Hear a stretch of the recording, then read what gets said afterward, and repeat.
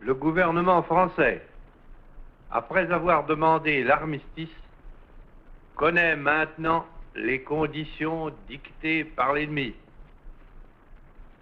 Il résulte de ces conditions que les forces françaises de terre, de mer et de l'air seraient entièrement démobilisées, que nos armes seraient livrées, que le territoire français serait totalement occupé et que le gouvernement français tomberait sous la dépendance de l'Allemagne et de l'Italie. On peut donc dire que cet armistice serait non seulement une capitulation, mais encore un asservissement. Or, beaucoup de Français n'acceptent pas la capitulation ni la servitude pour des raisons qui s'appellent l'honneur, le bon sens, l'intérêt supérieur de la patrie. Je dis l'honneur, car la France s'est engagée à ne déposer les armes que d'accord avec ses alliés. Tant que ses alliés continuent la guerre, son gouvernement n'a pas le droit de se rendre à l'ennemi.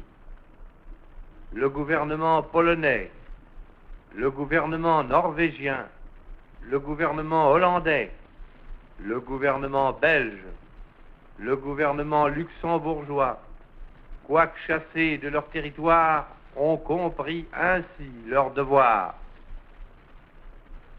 Je dis le bon sens, car il est absurde de considérer la lutte comme perdue. Oui, nous avons subi une grande défaite, un système militaire mauvais, les fautes commises dans la conduite des opérations, l'esprit d'abandon du gouvernement pendant ces derniers combats nous ont fait perdre la bataille de France. Mais il nous reste un vaste empire, une flotte intacte, beaucoup d'or. Il nous reste des alliés dont les ressources sont immenses et qui dominent les mers. Il nous reste les gigantesques possibilités de l'industrie américaine, les mêmes conditions de la guerre qui nous ont fait battre par 5000 avions et 6000 chars peuvent nous donner demain la victoire par 20 000 chars et 20 000 avions.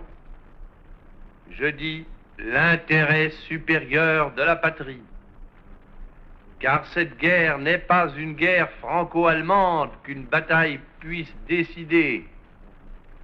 Cette guerre est une guerre mondiale. Nul ne peut prévoir si les peuples qui sont neutres aujourd'hui le resteront demain. Même les alliés de l'Allemagne resteront-ils toujours ses alliés? Si les forces de la liberté triomphent finalement de celles de la servitude, quel serait le destin d'une France qui se serait soumise à l'ennemi?